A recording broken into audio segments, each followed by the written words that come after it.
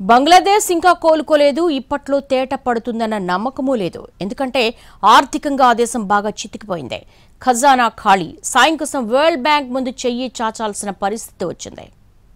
రిజర్వేషన్ల అంశం బంగ్లాదేశ్ను ఎత్తుకుదేసింది. అల్లర్ల కారణంగా దేశానికి పూడ్చలేని నష్టం జరిగింది. అల్లర్లు సద్దుమణిగాయి. ఒకటి అరా అక్కడక్కడా జరుగుతున్నా వాటితో పెద్దగా ప్రాబ్లం లేదు. కానీ అంతకంటే పెను ప్రమాదం ఆ దేశాన్ని కలవరపెడుతోంది. ఎటు చూసినా ఏం లేదు, ఖజానా ఖాళీ. ప్రస్తుతం బంగ్లాదేశ్ పెను ఆర్థిక సంక్షోభంలో ఉంది.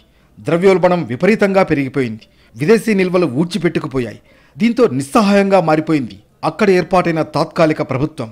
వేరే దారి లేక ఆర్థిక మద్దతు కోసం ప్రపంచ బ్యాంక్ సాయం కోరినట్లు లోకల్ మీడియా చెబుతోంది. యూనస్ నేతృత్వంలో ఏర్పాటైన టెంపరరీ గవర్నమెంట్ దేశాన్ని ఆర్థిక సంక్షోభం నుంచి గట్టెక్కించేందుకు విశ్వ ప్రయత్నాలు చేస్తోంది.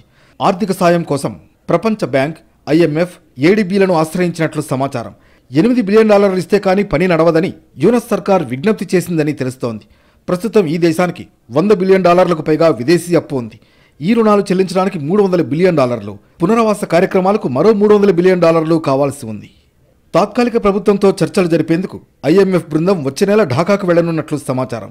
గతేడాది షేక్ హసీనా ప్రభుత్వం IMF నుంచి $4.7 బిలియన్ గాను $2.3 బిలియన్ పొందింది.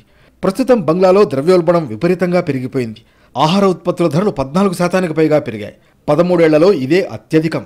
ఇలాంటి పరిస్థితుల్లో బ్యాంకింగ్ రంగంలో ఒత్తిడిని అధిగమించేందుకు యూనస్ ప్రభుత్వం ప్రపంచ బ్యాంకును సాయం కోరినట్లు తెలుస్తోంది.